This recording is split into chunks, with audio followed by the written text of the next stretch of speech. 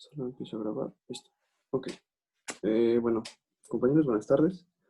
El día de hoy vamos a ver lo que son las convulsiones febriles y el meningismo. Esta clase pues, va a estar coordinada por el doctor Santiago de la O. Jiménez y yo la voy a dar, su compañero Brian Espinosa. Ok. Espérame, Brian, tantito, ¿ya me escuchan todos? Ok, doctor, sí. ¿Me escuchas? Sí, doctor. Sí, doctor. Bueno, antes que nada, para todos, buenas tardes. Yo estoy desde mi celular porque no se carga la aplicación en mi otra computadora.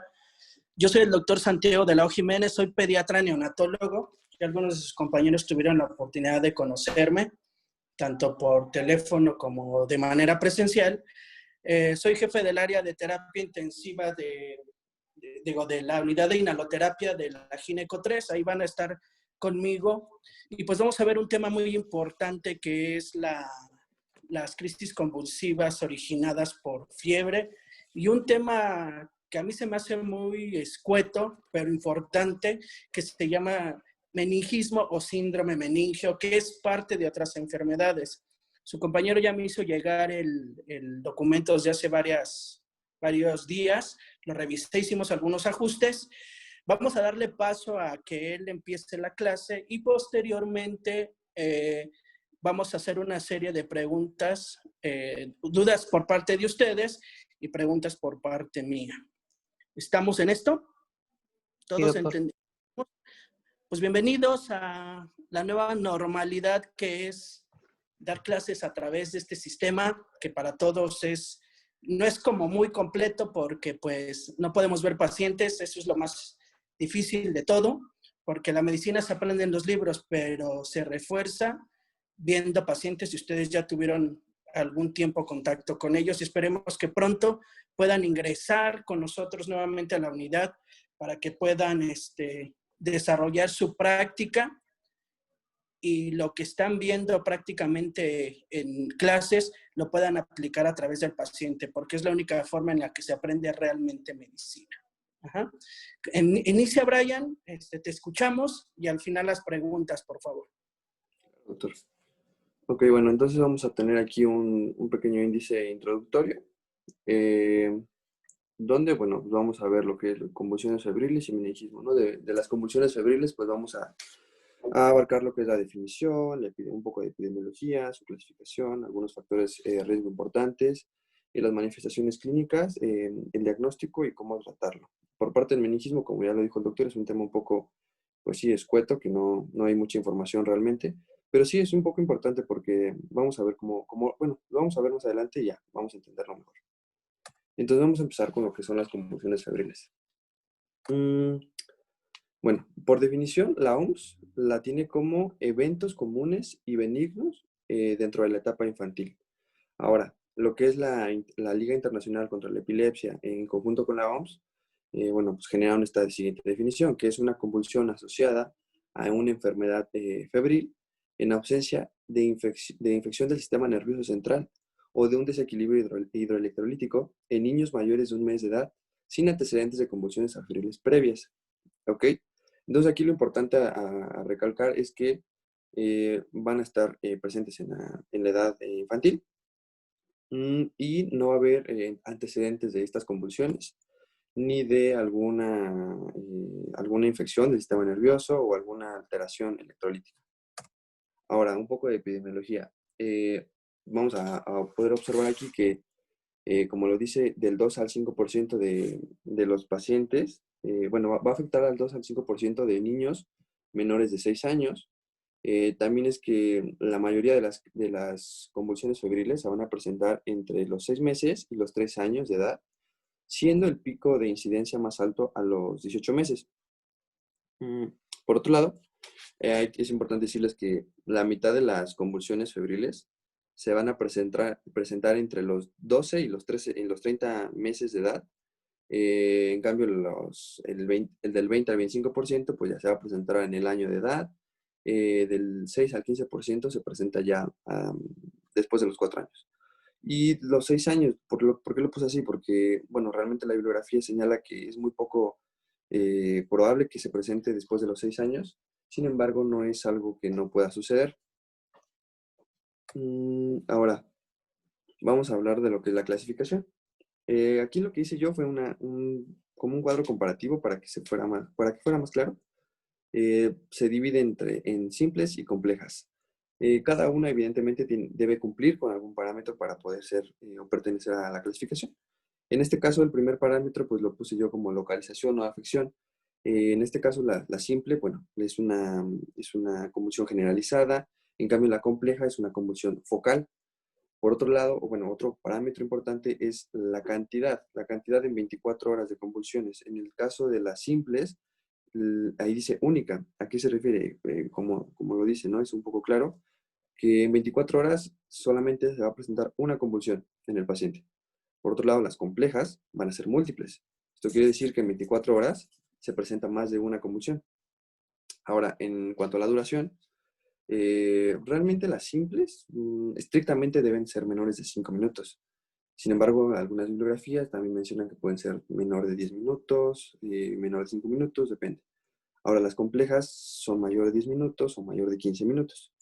Por otro lado, existen otros parámetros importantes como lo son en las convulsiones febriles simples no presenten infecciones intracraneales o, bueno, por otro lado, en las complejas no debe existir antecedentes, más bien no existen antecedentes de convulsiones febriles. Y el paciente no presenta o no tiene antecedentes de alguna afección en el sistema nervioso central. Ahora, algunos factores de riesgo. Estos factores de riesgo lo que hacen es incrementar un 30% la probabilidad de que nuestro paciente presente pues, convulsiones febriles. Vamos a empezar por el primero, que sería pues los antecedentes familiares de primer orden, bueno, de familias de primer orden. Estas personas van a tener, como ya lo dije, un 30% más de posibilidad de presentar convulsiones febriles, al igual que aquellos pacientitos que pues permanecieron más de 30 días en el cunero, o aquellos pacientes que tienen retraso psicomotor, o en los pacientes que tienen infecciones, como lo dice ahí.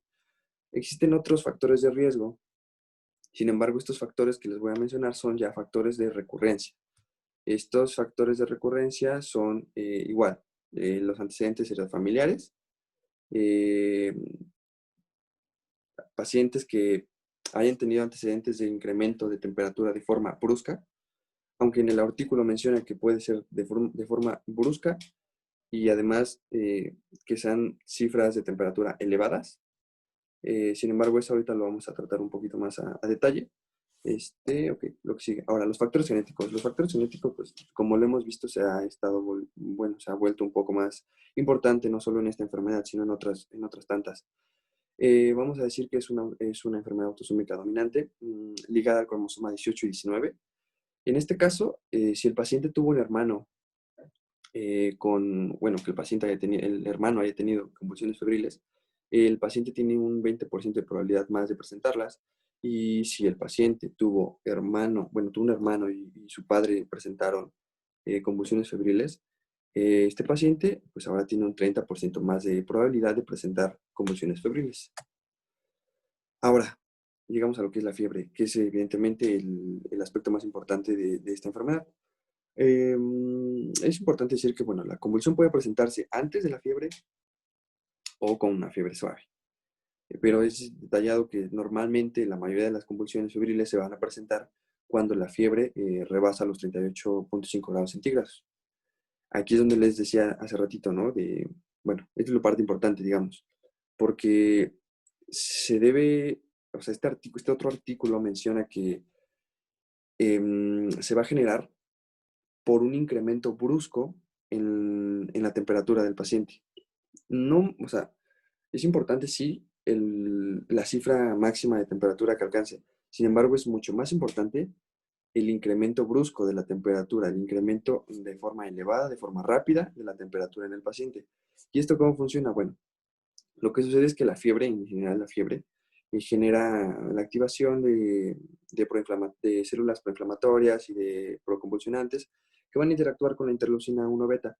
Y estos tres, pues a su vez, van a incrementar la temperatura cerebral. Entonces, al incrementar la temperatura del cerebro, pues tenemos ya como consecuencia estas convulsiones febriles que van a afectar al paciente.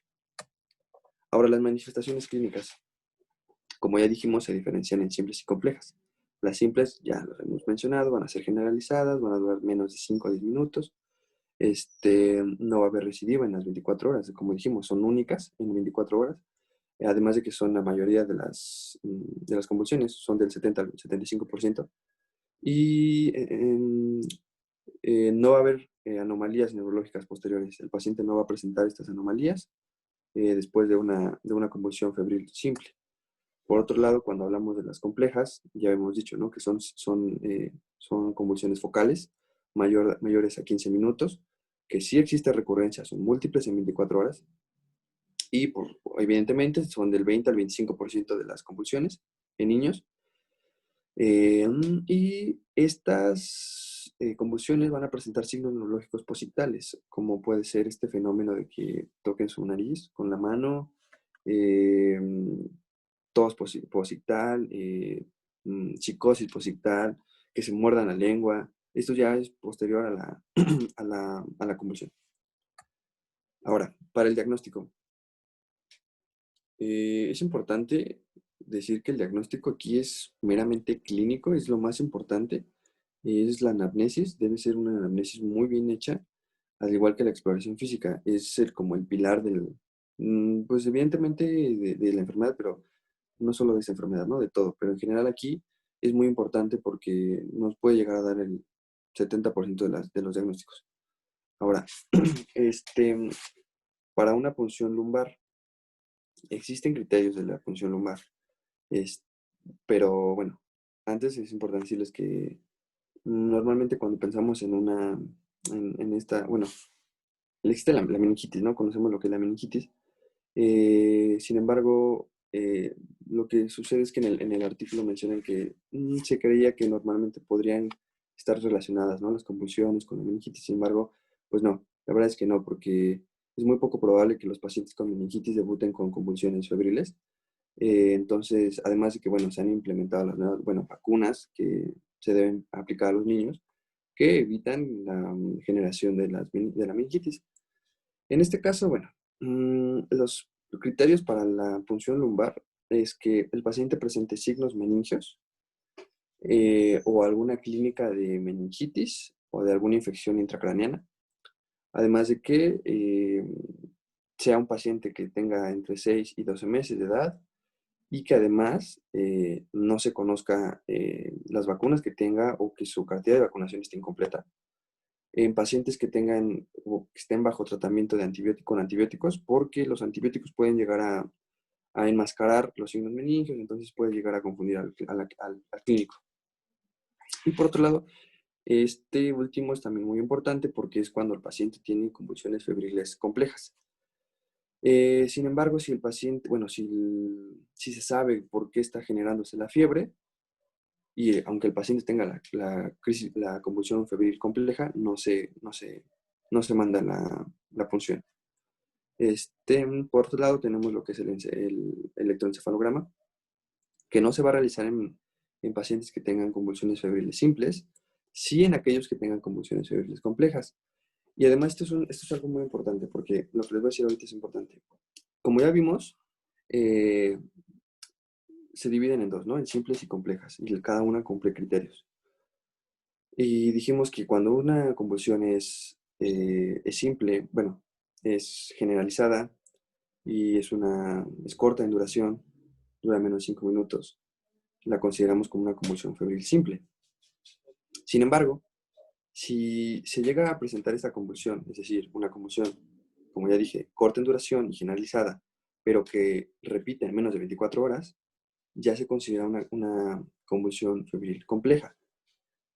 Sin embargo, no se va a... El hecho de que sea una convulsión febril compleja no quiere decir que se va a realizar un electroencefalograma, a menos que el examen neurológico se encuentre alterado. Existen otros exámenes complementarios y los exámenes, los estudios de neuroimagen que pueden ser utilizados. Sin embargo, por ejemplo, la neuroimagen no está indicada en pacientes con convulsiones febriles simples, Sí en aquellos que tengan convulsiones cerebrales complejas, pero sobre todo en aquellos que presenten manifestaciones neurológicas evidentes, como lo es la macrocefalia o un desarrollo psicomotor disminuido.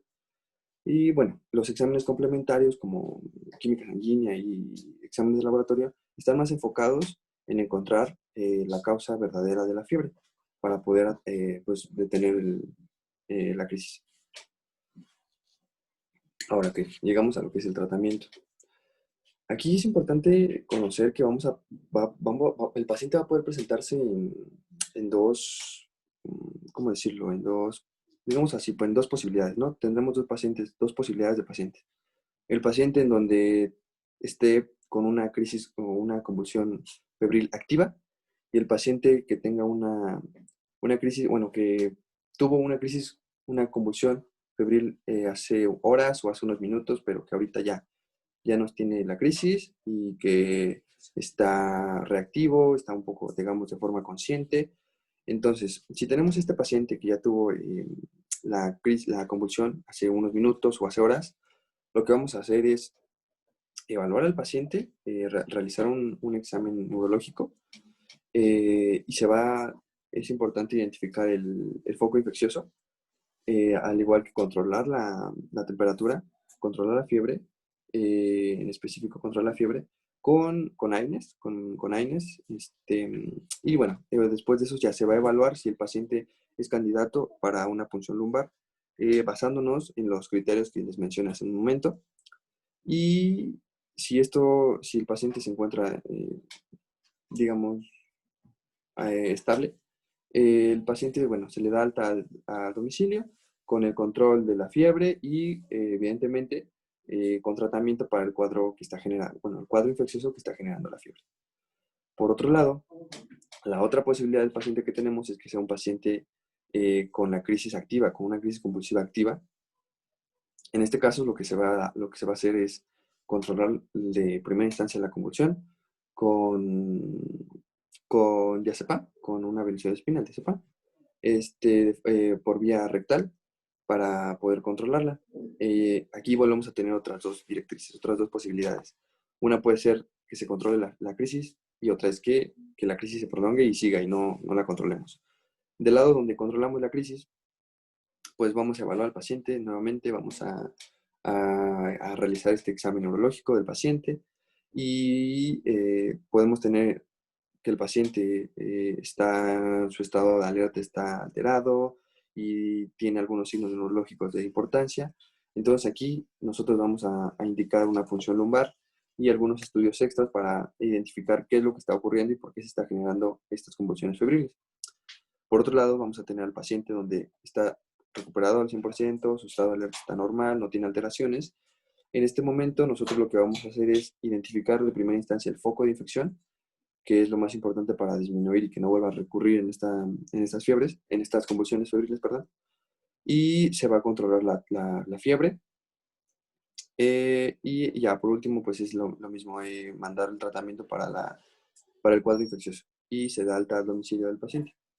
Entonces, pero cuando el paciente no se controla, no logramos controlar la convulsión, lo que hacemos es dar tratamiento antiepiléptico, ya sea con ácido valproico o con levetiracetam. Y ya, es lo que se hace, se controla de esta forma se controla la crisis y se envían estudios como el electroencefalograma o la punción lumbar para poder evaluar al paciente y determinar qué es lo que está sucediendo. ¿Ok? Ahora vamos a pasar a lo que es meningismo.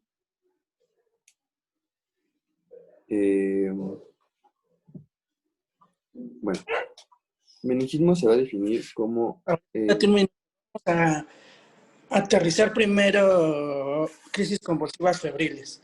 Sí. ¿Alguien de ustedes tiene alguna pregunta con respecto al tema con su compañero? Activen sus micrófonos los que quieran hacer alguna acotación, porque si no yo ya Doctor, les voy a dar. ¿qué Su nombre, benzodiazepina? su Luis del nombre, Moral. Ajá, escucho. Ok.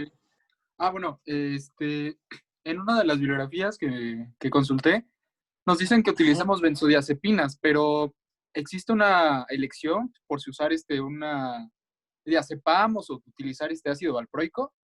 ¿Existe alguna preferencia ante estos tratamientos? Miren, hay que tomar en cuenta, en primer lugar, que las crisis convulsivas febriles pueden ser un evento aislado. La definición que nos dio su compañero puede ser un evento en el cual esta convulsión no genere ningún problema y el paciente no necesite tratamiento como tal. Si ustedes han estado en servicios de urgencias pediátricas, cuando llega el familiar, la crisis ya terminó, para empezar, ¿no? Aquí tenemos tres vertientes importantes en lo que es la definición de crisis convulsivas. En primer lugar, hay una que nos dice que fue hecha por el Instituto Nacional de Salud de 1980, donde dice que es un evento que se presenta en la infancia o en la niñez y que ocurre usualmente entre los 3 meses y los 5 años. Escuchen bien, porque todas las definiciones que les voy a decir en este momento involucran 3 parámetros importantes, ¿no? Que está asociado usualmente a fiebre, vean, asociado, sin ninguna evidencia de infección. Es una cosa bien importante para una crisis convulsiva febril. Ajá. Casi siempre la infección tiene que ser, no está localizada en el sistema nervioso central. Eso es algo bien importante. Son infecciones que casi siempre encontramos en el tracto respiratorio superior o hay el antecedente de la aplicación de alguna vacuna, ya sea la pentavalente o la triple viral, que es algo también bien importante. Y que no hay una causa definida de lo que es la convulsión como tal. La Liga Internacional de la Epilepsia dice que es una crisis que ocurre en el primer mes de edad asociada a un cuadro febril y que no hay infección en el sistema nervioso central también, como lo menciona esta definición, y tampoco hay antecedente de crisis convulsivas neonatales. Vean lo que nos está diciendo. Y que no es provocada por algún evento previo y que puede cursar la crisis con síntomas como las convulsiones, porque así lo refiere, o en ausencia de crisis convulsivas. Es algo que se contradice. Pero la Academia Americana de Pediatría en el 2008 nos establece otra definición que es la que comenta su compañero. Son aquellas que ocurren en los niños entre 6 y 60 meses. Normalmente, si ustedes se dan cuenta, son de los 6 meses a los 5 años. Ajá. Y esto a su vez, en ausencia también comenta otro punto importante, que es la ausencia de infección en el sistema nervioso central y en ausencia de trastornos metabólicos, no solamente trastornos electrolíticos. Uno de ellos es lo que es la acidosis respiratoria, ajá, que puede cursar con hipocalcemia y a su vez eso puede generar espasmos musculares que se pueden confundir con lo que son crisis convulsivas. Y otra cosa importante es que no hay antecedentes de eventos convulsivos previos. Si se dan cuenta, tenemos 3 vertientes importantes. Uno, la edad de presentación. La que es más aceptada ahorita es la de la Academia Americana de Pediatría porque nos pone un margen más estricto. La primera definición dice que entre los 3 meses y los 5 años. Y la otra definición dice que a partir del primer mes y no nos da una fecha posterior cuando se terminan, si se dieron cuenta. Por eso es muy ambigua la de lo que la Liga Internacional de la Enfermedad. La convulsión se presenta en las 3 definiciones y la fiebre juega un patrón importante. Como dijo su compañero Brian, es originada por una elevación de la temperatura de manera brusca. Y esto es generado por la presentación de citocinas proinflamatorias, principalmente de interleucina B, que esto promueve que los neurotransmisores predominen y hay una inactivación de los neurotransmisores inhibitorios y se incrementan los excitatorios. Hay predisposición genética, hay antecedentes, es importante ver que hay antecedentes de familiar en primer grado o familiares con crisis convulsivas. Se relaciona hasta un 40%, entre un 25 y 40% aproximadamente, cuando hay antecedentes de crisis convulsivas febriles. Y se incrementa hasta un 4% en pacientes que tienen antecedentes de epilepsia. Es algo bien importante. Y si nosotros conjuntamos estas tres definiciones, podemos encontrar que hay criterios, los cuales vamos a hablar más adelante, antes de que entremos a lo que me preguntaste, porque es bien importante aquí llegar a ese punto antes de llegar al tratamiento, ¿no? Que quede bien aterrizado para que nosotros podamos tomar una decisión cuando un paciente nos llega a urgencias y nosotros tengamos que instituir tratamiento. Porque no es tan fácil, ¿eh? No es tan fácil porque el paciente viene, si llega convulsionando en periodo posictal, difícilmente lo vamos a poder canalizar. La segunda parte es que son niños que no requieren tratamiento. Su compañero les dijo, son crisis convulsivas simples.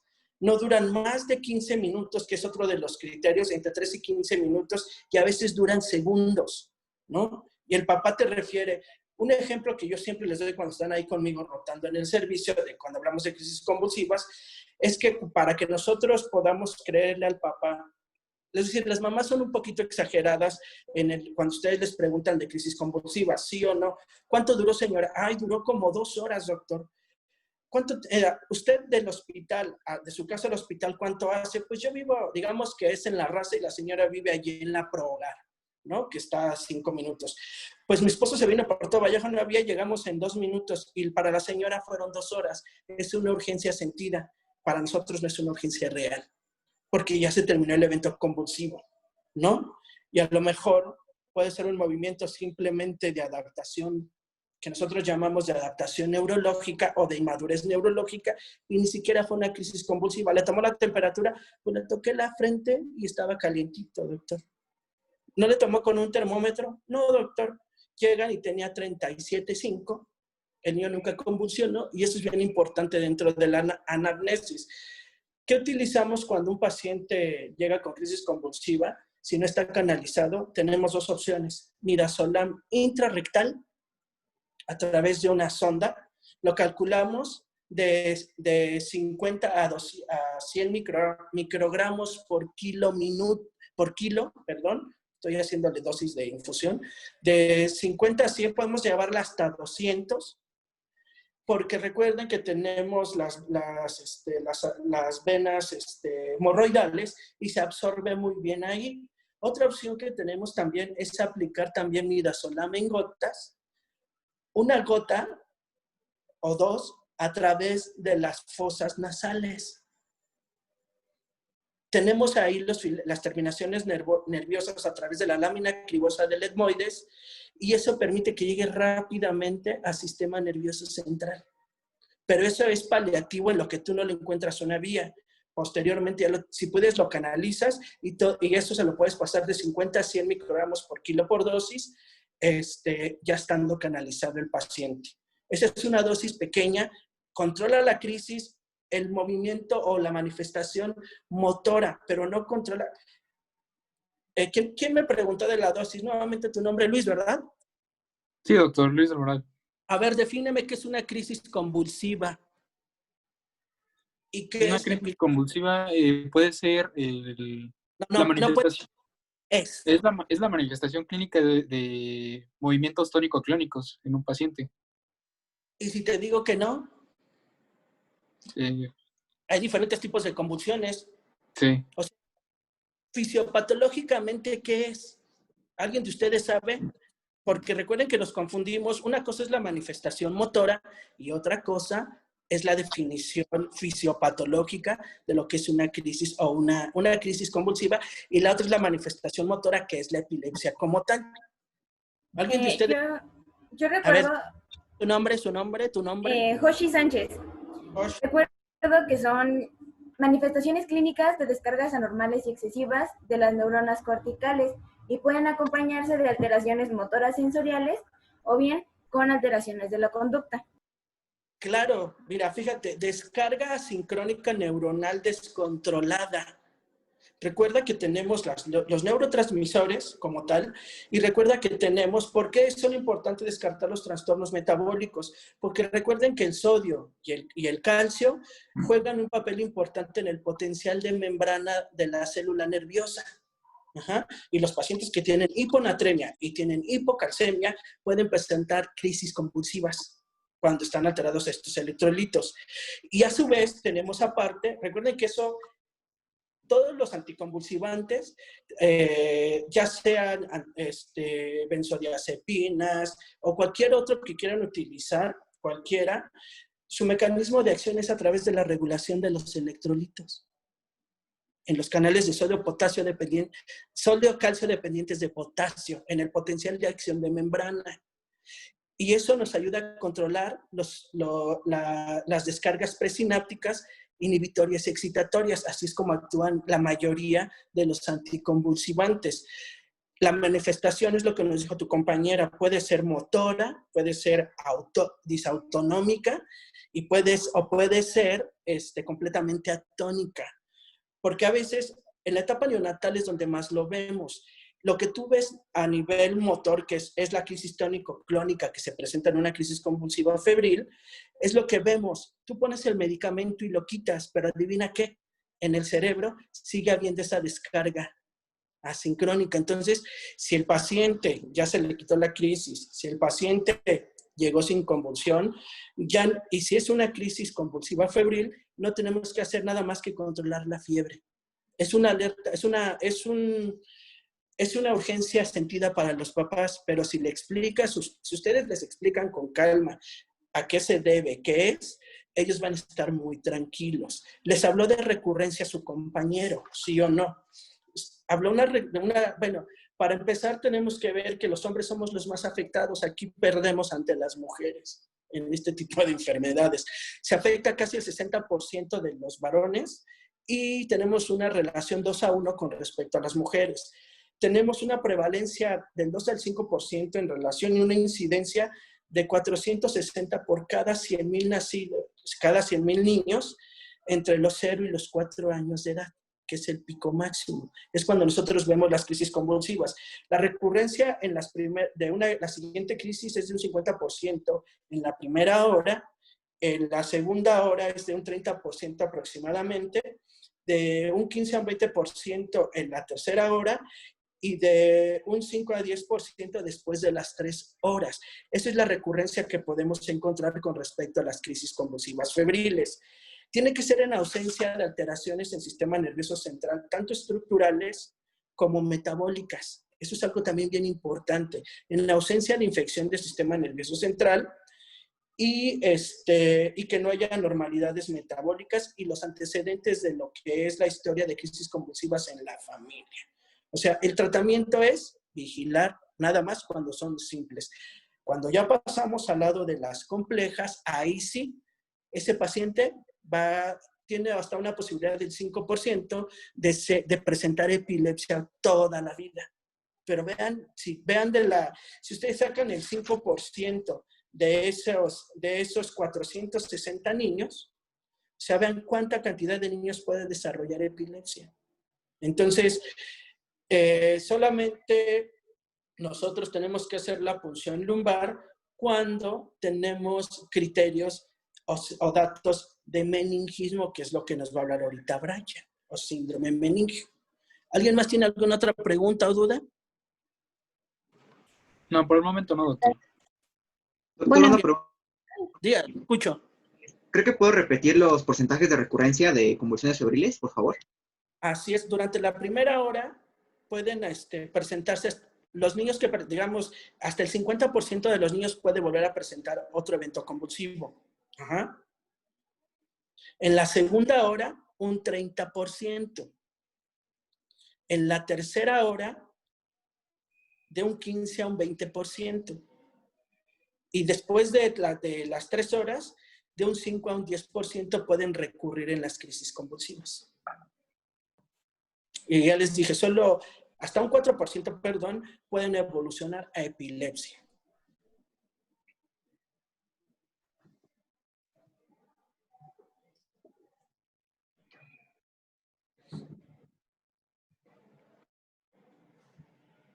Doctor, ¿Escucho su nombre? una pregunta, soy Gabriela Salazar. Bueno, y por ejemplo, en caso de que llegue en una simple, ¿cuánto tiempo deberíamos dejarlo en vigilancia o hasta qué momento ya podemos dejarlo ir? En el momento en que se controla la fiebre. Recuerden, su compañero dijo, tenemos un punto importante que es la fiebre, que es de presentación brusca, que es lo que la originó. Entonces, como en todo paciente pediátrico, existe un tema para nosotros los pediatras y para ustedes que van a estar en urgencias en algún momento pediátricas, que es la fiebre, y nosotros le llamamos fiebrefobia. Los papás ante una mínima elevación de la temperatura les da miedo. De hecho, inmediatamente cuando empieza a elevarse, te hablan y te dicen, es que tiene 38, es más, 37,5, doctor, ¿qué le doy? No le dé nada, señora. Lo primero es que hay que controlar la fiebre en urgencias, si ya se controló la crisis, hacerlo por medios físicos, darle paracetamol, que lo tenemos a la mano, y seguir controlando la temperatura, porque probablemente la crisis ya se dio cuando haya llegado al servicio de urgencias. Gracias. ¿Alguien más? Sí, doctor, yo tengo una pregunta más. Soy Joshi Sánchez. Ajá. Si llega un paciente con crisis convulsivas que no podemos controlar y son causadas por fiebre, ¿cuáles serían las principales complicaciones de no atenderlo a tiempo o de que no se le pueda controlar esta crisis? Bueno, es decir, las crisis convulsivas febriles, el tiempo que se llegan a presentar es de 3 a 5 minutos como máximo. Ajá. Y son eventos aislados. Solamente, eso es como un 92% de la población que llega a desarrollar crisis convulsivas febriles. Un 8% supera los 8 minutos. Para nosotros, el hecho de que supere, por ejemplo, 20 minutos, decimos que el paciente ya está en estatus epiléptico. O que se presenten más de 3 crisis convulsivas en 24 horas. Eso nos habla de que algo no está bien y que no es una crisis convulsiva febril, que puede ser asociado a otra cosa, y es lo como les dijo Brian hace rato. En ese momento, les voy a decir, yo una regla que me enseñaron cuando roté por neurología pediátrica y urgencias pediatría es que todo paciente menor de 5 años ante ausencia de fiebre o que no se haya relacionado es meritorio de punción lumbar. Todo paciente. Ajá. Siempre nosotros decimos, los pediatras, nos vale una punción lumbar de más que un niño secuelado más, ¿no? Recuerden las implicaciones de que pueda tener una infección del sistema nervioso central, que el 90% casi siempre son de origen bacteriano, bueno, viral, mejor dicho. El hecho de que puede convertirse en viral, puede ser parasitaria, puede ser por cualquier microorganismo, hasta tuberculosis, recuerden que eso también puede pasar. Entonces, tenemos que hacer la punción lumbar y como su compañero dijo hace rato con respecto a los antibióticos pueden modificar el cuadro. No, es la única enfermedad, los problemas infecciosos en el sistema nervioso central que no modifica el uso de antibióticos, porque recuerden que tenemos algo que se llama barrera hematoencefálica. Entonces, es altamente impermeable a cualquier sustancia. ¿Y qué sucede? Si ustedes han sido cautos, visto cuando llega un paciente con meningitis o sospecha de síndrome meningio, tenemos dosis meningias para los antibióticos. Se incrementa la dosis, se reduce el intervalo y antes se tenía, bueno, la verdad ya no recuerdo y no he leído, pero se tenía que aplicar esteroide para incrementar la permeabilidad de dexametasona o hidrocortisona o metilprednisolona, lo que tengamos a la mano, nada más hacer las equivalencias para una dosis mineralocorticoide de cualquiera de las 3. Entonces, aplicas el antibiótico, aplicas el medicamento, dice que hasta 48 horas antes de que inicies el antibiótico, incrementas la permeabilidad de la barrera hematoencefálica e incrementas la dosis de los antibióticos a dosis meningias. Difícilmente nos va a modificar el cuadro, eso sí te puedo decir. Y no se llama levetiracetam, se llama levitiracetam. Vos búscalo. Es otra anticonvulsivante, el cual también manejamos junto con los demás, pero cuando ya evolucionamos a una crisis convulsiva compleja y el paciente desarrolla un estado epiléptico y desarrolla lo que es epilepsia como tal. Esos anticonvulsivantes que se van a usar de manera recurrente, los tenemos que usar de manera cauta y ya con la punción, con el electroencefalograma y con la evidencia de que el niño normalmente desarrolla crisis convulsivas complejas y desarrolla estado epiléptico. Antes no, porque tienen muchos efectos secundarios a nivel hematológico y a nivel hepático. Entonces, si llega a urgencias y ya evolucionó con un estado epiléptico, hay que sedarlo, hay que intubarlo, hacer la punción lumbar, hacer un electroencefalograma y a partir de ahí, ya que lo hayamos controlado y sacado del estado epiléptico, buscar el mejor anticonvulsivante para el paciente que le controle las crisis convulsivas en base a lo que es el electroencefalograma y que le cause los menos efectos secundarios. Esa es la conducta que se lleva a cabo en urgencias pediatría cuando llega un paciente que ya estás declarando como estado epiléptico, que salió fuera de los criterios de crisis convulsivas febriles. De acuerdo, muchas gracias. Yo tengo una pregunta, doctor Yasmín Arriola. Había leído que en el caso de las crisis febriles podía haber también un periodo donde hubiera recidiva pues sí, de estos episodios, por así decirlo. ¿Cuál sería ese lapso de tiempo en el que es más probable que a partir del primer episodio de una crisis convulsiva febril el paciente pediátrico pueda volver a presentarlas? Ya hablamos de la recurrencia. Tu compañera hasta preguntó en los porcentajes. Ajá. Por ejemplo, lo que yo me refería no era la recurrencia, sino la recidiva, porque pues sí, lo de la recurrencia lo mencionaban como por horas, pero en recidiva mencionaban ya una cuestión de meses, o sea, ¿qué número de meses o qué lapso de tiempo? Todo paciente que desarrolla una crisis convulsiva febril tiene el riesgo de volverla a presentar en el siguiente evento. Todo paciente. De hecho, por eso a los papás les preocupan mucho los eventos de fiebre. Ajá. Y hay que tomar en cuenta que si es un niño, porque dentro de los criterios de la clasificación, hagan de cuenta que sacan a todos los niños que tuvieron antecedentes perinatales. Y algo muy importante que habló Brian fue de aquellos niños que tienen alguna discapacidad o alteración neurológica. Hay una mayor predisposición. Entonces, si el paciente, si por ejemplo hoy, que es 14 de agosto y llega a urgencias y presenta una crisis convulsiva febril, la siguiente semana, si vuelve a tener algún otro tipo de infección, tiene el riesgo de volverla a presentar. No, la literatura no te habla de que en 2 meses, 3 meses, 4 meses vuelva a tener la incidencia. La situación es que en el siguiente evento lo puede volver a presentar. Y si esto se empieza a descontrolar, sale fuera del rango y las catalogamos como complejas, si se presentan muy frecuentemente. Sí, doctor, gracias. Doctor, una pregunta. ¿Escucho? A partir de... Ok, ¿no se escucha? Ya. Ok, ¿a partir de cuánto tiempo estamos hablando de un estatus epiléptico? ¿A partir de qué número de crisis? Porque hace rato lo mencionó, pero me quedó la duda. Bueno, más de 3 crisis que duren más de 20 minutos. Es más, cualquier paciente que tenga más de tres eventos, podemos catalogarlo como un estado epiléptico, pero si estas duran, las crisis como tal, duran más de 20 minutos, esto ya es un estatus epiléptico. Ok, gracias, doc. ¿De qué?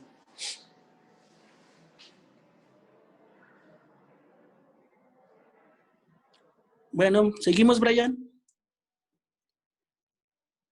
Claro que sí, doctor. Bueno, ahora vamos a ver lo que es el meningismo. Vamos a tener esta definición que dice así. Bueno, son signos y síntomas a causa de la irritación de las meninges sin otra evidencia de inflamación o de presencias de lesiones no inflamatorias en las meninges. Ok, esto es un poco, digamos, no complicado, sino un poco medio extraño de entenderlo, porque el meningismo no es una enfermedad como tal, no es es decir, no es como las crisis convulsivas, sino que este meningismo es una manifestación, es parte de otras enfermedades, va a ser, bueno, este concepto lo explica, ¿no? Son signos y síntomas que pueden pertenecer a otras enfermedades, a otras tantas enfermedades, y que, bueno, lo importante aquí es identificar los signos del meningismo, ¿no? Que, bueno, van a ser estos de aquí, que va a ser la rigidez de la nuca, el signo de Kerning y el signo de Brudzinski. Es importante también, bueno, es lo que decíamos hace un momento, ¿no? Cuando empezó la exposición. El tema es un poco o bastante como escueto, como lo dijo el doctor, como muy, no hay información en general. Únicamente si ustedes buscan los artículos, te habla de meningitis y ahí encuentras otro y te habla de meningitis y encuentras otro y que también te va a hablar de meningitis. Entonces, esto que, bueno, ahorita les voy a explicar esto, me pareció como que la definición, como que tal cual lo que es meningismo. Porque, bueno, como dice ahí, para el clínico es un poco confuso, de cierta manera, porque te llega un paciente con un cuadro mixto. Llega un paciente que puede presentar meningismo, que puede presentar un estado de alerta alterado, el estado conductual alterado, y que además, o que además puede presentar un cuadro incompleto. Esto porque, como ya dije, el meningismo no es patognomónico de una sola enfermedad, pertenece a muchas otras. Puede estar en meningitis, como puede estar en síndrome de Guillain-Barré o en algunos otros, en otros tipos de enfermedades. Sin embargo, es muy importante destacar y poner mucha atención en la presentación clínica del paciente.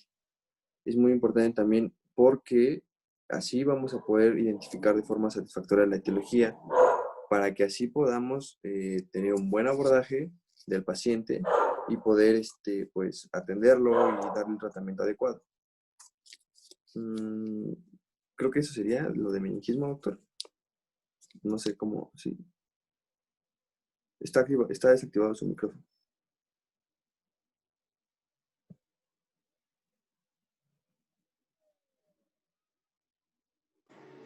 Perdón, meningismo es un término muy ambiguo. Si ustedes lo leen, el meningismo puede ser hasta cefalea solamente, en ausencia de lo que son signos meningios.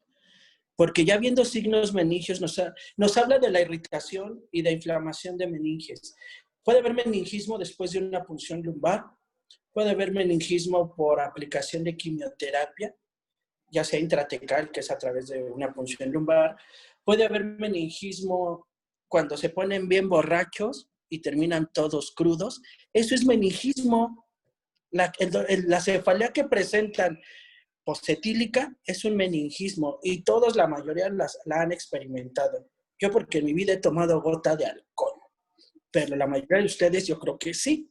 Entonces, y si se ríen es porque es verdad, ¿no? Entonces, encontramos signos meningios a veces no encontramos absolutamente nada. Y lo más importante es que esto forma parte de lo que es la meningitis como tal. Y el tema viene más adelante, ¿no? Hablar de meningitis, ya sea de causa bacteriana, causa viral. Es más, existe un meningismo causado por virus, como en el caso de la varicela, que tiene mucho trofismo sobre el sistema nervioso central. Da cerebelitis, da encefalitis, y la mayoría de estas cursan con meningismo sin que sea un síndrome meningio o una meningitis o una meningoencefalitis como tal. Estas enfermedades virales casi siempre causan irritación de lo que es las meninges y por eso causan este tipo de manifestaciones. Entonces, si ustedes ven, pues antes este tema lo dábamos y dábamos inmediatamente meningitis. Ahora ya se dividió, pero no hay ningún problema mientras conozcamos que forma parte de otras entidades y que lo pongamos cuando no sepamos qué tiene el paciente, le podemos poner síndrome meningio o meningismo. Esa es la realidad, ¿no? Ya cuando tengamos una punción lumbar positiva, ¿no? En su celularidad, tanto en su citoquímico como citológico. Recuerden, les habló de la cantidad de glucosa que se hace, de la presión en primer lugar, ¿no? Recuerden que hay una presión, hay unas características como tal que debe salir como agua de roca, ¿verdad? Aunque yo sé que la mayoría de ustedes cuando hagan su primera punción lumbar va a aparecer agua de Jamaica, ¿verdad? Es la realidad, a todos nos pasa, ¿no? Entonces, y hasta si han hecho 20 puede pasarles que salga como agüita de Jamaica. Para mí, cuando eso pasa, yo normalmente lo que hago es que pues a los residentes de especialidad o de sub, les pido que me traigan un pastel o me inviten a desayunar, ¿no? Entonces, ¿Por qué? Porque pues no hicieron su punción lumbar a la primera. ¿Y qué pasa? Debo de tomar inmediatamente yo mi Dextrostix en el momento que se hace la punción, no esperar al citológico, al citoquímico, y si me reportan que tiene menos de 40 miligramos por decilitro, que tiene hipoglucorraquia, nos habla de una infección bacteriana, de manera inmediata. Ya si ustedes lo ven purulento, si ven que sale con menos presión, nos habla de una infección bacteriana como tal. Y otra cosa es la presencia de proteínas, el citológico como tal.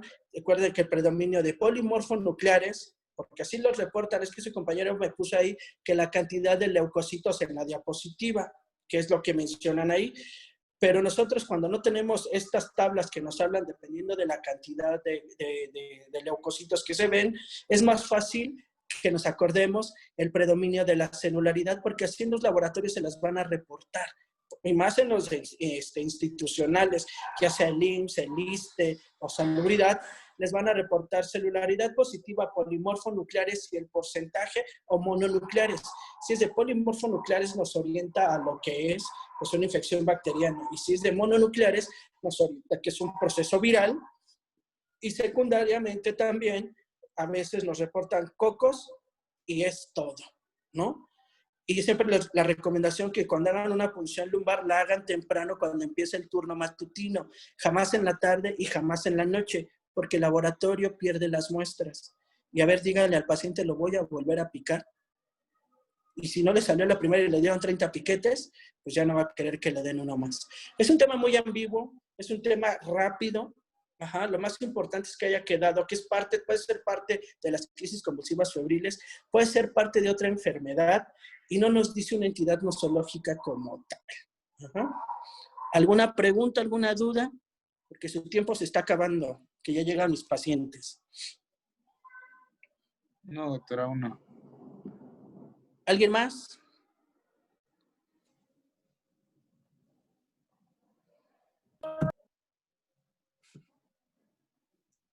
Joshil. No, doctor, bueno, de meningitis, bueno, es que en No, no, realidad porque ni estudié, me pregunten. Yo no estudié para meningitis, no sean mala onda. No, por eso no, ahorita no hay preguntas. Bueno, me parece muy bien. Con respecto a esto, vean, como les digo a sus compañeros, o sea, no hay preguntas, pero vean, la práctica pediátrica parece muy simple, pero al final del camino no lo es. Porque necesitamos, si vieron, hablamos de grupos etarios, rangos de meses.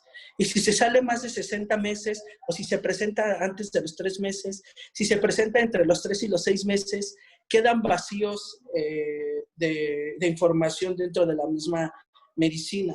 Entonces, lo importante es que tengamos claro el concepto, que tengamos claro de que puede atacarnos un paciente con estas características, que el paciente se puede salir del rango o de lo que ya está escrito, porque también puede suceder, no casarnos y como los caballos que traen aquí la cosa esta para nada más ver hacia enfrente, sino tener una apertura de posibilidades que se puede presentar en niños fuera de esta edad. En los niños, en los neonatos, pues siempre los acusamos de trastornos electrolíticos, y infecciones en el sistema nervioso central, hemorragias en el cerebro e infecciones en el cerebro. Eso es algo bien importante. La situación es que vean que es de las cosas más comunes que logramos nosotros, que vemos en los servicios de urgencias pediátricas. Y a ustedes cuando estén en su servicio social, cuando estén en las clínicas de medicina familiar o en el hospital, es lo que más comúnmente llega a urgencias, las crisis convulsivas. Y si ustedes no saben explicarle a los papás o al familiar o al cuidador que lleva al niño, se generan muchos problemas. Es un tema muy simple dentro de lo que cabe, pero es muy complejo en cuanto a quién está afectando. Y recuerden que si nosotros tenemos el conocimiento de esto, tenemos el poder y la decisión de dar un buen tratamiento o no dar tratamiento. Esa es otra cosa importante. ¿Alguna pregunta, alguna duda con respecto al tema? No, doctor. No, doctor. ¿Quién es la siguiente rotación? Levanten su mano. Ah, sí. Digan su nombre. Ahorita está Frida y está Paola. Es el equipo 1, doctor. Ay, pues yo no sé quién es el equipo 1. Yo, Carol, Naum. Son unos estudiantes de medicina de Iztaca, van a decir. No, Ah, es déjenme- Fer, Naum y yo. Carol. pero ¿ustedes son de la Ciudad de México? No, bueno, yo estoy viviendo en el estado. Yo también. Es lo mismo. En el estado de Tlanepantla, no manches. Es Chilangolandia. No, ya luego platicamos. Creo que todos tienen mi teléfono para que en la siguiente rotación nos pongamos de acuerdo. Creo que empieza ya el lunes, ¿no? Sí. Sí, doctor, así es. Ah, bueno. Para que formen un grupo de WhatsApp, ustedes conmigo, de los integrantes que vienen ahorita, porque yo tengo que tener una carpeta de evidencias, por favor. O sea, pero cada equipo que vaya rotando en ese momento forma su grupo, porque no me llenen de más grupos, hay un montón, la verdad no sé ni a quién le respondo, ¿no? Entonces, para que vayamos viendo qué vamos a hacer, que ya he trabajado con sus compañeros. Yo también soy egresado de esta Harvard, ya le dije a sus compañeros. Ajá. Para mí es la mejor universidad. Soy pediatra y siempre quise ser pediatra, siempre quise ser neonatólogo. Y estoy haciendo lo que me gusta, aparte de darles clases a ustedes, que es algo que también me gusta. Es una nueva modalidad, vamos a aprender, y ya les dije, como a sus compañeros, tienen la puerta abierta de mi servicio. Yo estoy en la jefatura de inhaloterapia en el 4º piso, y podemos hacer, los residentes ya regresaron a sus actividades normales. No van a tardar ustedes en regresar también, con una cierta modificación. Les estoy invitando de que vengan por lo menos 2 veces, una vez a la semana, para que el tema que vemos se los aterrice. Pregúntele a Paula y a Frida cómo vamos abordando los temas. Empezamos con un tema y vemos como 50 en un ratito, ¿no? Entonces, porque me gusta hacer así, ir desglosando y que les queden los términos básicos de pediatría aterrizados para que o le tomen el amor a la pediatría o la odien completamente, ¿no? Ya va a depender mucho de ustedes. Ajá. Y les digo a todos los que no han pasado, vayan fotocopiando, bajando el capítulo 1 de crecimiento y desarrollo de introducción a la pediatría de Gámez Eterno. Ese capítulo siempre lo aterrizamos y parece sencillo. Y para todos de una vez les digo, un mapa mental de ese capítulo, por favor, cuando vayan conmigo. Ajá. Sí, doctor. ¿Alguna pregunta, alguna duda? Para los que no se nos haga posible, doctor, asistir con usted al hospital cuando nos cite, bueno, cuando sea el caso de la rotación. Es que usted se escucha como que no es de aquí. ¿De dónde es? Del estado de Guerrero. Ah, bueno, pues previa mochada. ¿De qué parte del estado de Guerrero es? De la región centro, se llama Huitziltepec. Es una bueno, comunidad. Pues nos trae mole, ajá, cuando ya se levante la pandemia y ya tiene su día, no se preocupe. No, buscamos forma que me manden los, y si no, hacemos una reunión con su equipo para que aclaremos los puntos. De hecho, tengo pendiente con el equipo 1, con José y con esta Lauren todavía una plática sobre crecimiento y desarrollo, que yo creo la siguiente semana la vamos a ver. No se preocupen, tampoco se angustien, ¿no? Está bien, doctor. Gracias. Adaptémonos a la situación y los que puedan acudir, pues van a acudir. Los que no, no hay ningún problema. No los puedo obligar. Gracias, doctor. Bueno, pues les deseo buena tarde, buen fin de semana y pues nos estamos viendo en la siguiente clase. Ay, antes de que se vayan, se me olvide. Más adelante vamos a organizar un taller de líquidos y electrolitos aplicados en pediatría. Ajá. Si ya estamos, me gusta darlo de manera presencial. Ajá. Ya me dijeron que son 22, 23 más o menos ustedes. 23. Entonces, somos 23. Si se puede regularizar esto, pues, y si ustedes se tienen que integrar a sus actividades, lo haremos de una manera mitad y mitad, porque yo utilizo el pizarrón a la antigüita y hacemos ejercicio. Y si no, pues adaptamos y aquí subo mi pizarrón y desde aquí, desde mi consultorio, que es donde estoy con ustedes, podemos dar el taller desde aquí. A mí me interesa que aunque no sean ustedes pediatras, es que está lloviendo, yo creo que los papás todavía no llegan. Entonces podemos seguir hablando. Y me interesa mucho porque ustedes en su práctica de internado, en su práctica de servicio social, el tiempo que estén con médicos generales y después se vayan a hacer su especialidad, van a seguir viendo niños y hasta cuando sean especialistas les va a tocar uno que otro. Y me interesa que den terapia de fluidos de una manera dirigida y sustentada, no nada más por darla. Ajá. Entonces, ahora ya llegaron mis papás, están aquí abajo, no vi que entraron. Entonces, eso es lo que tenemos que hacer, muchachos. Ajá.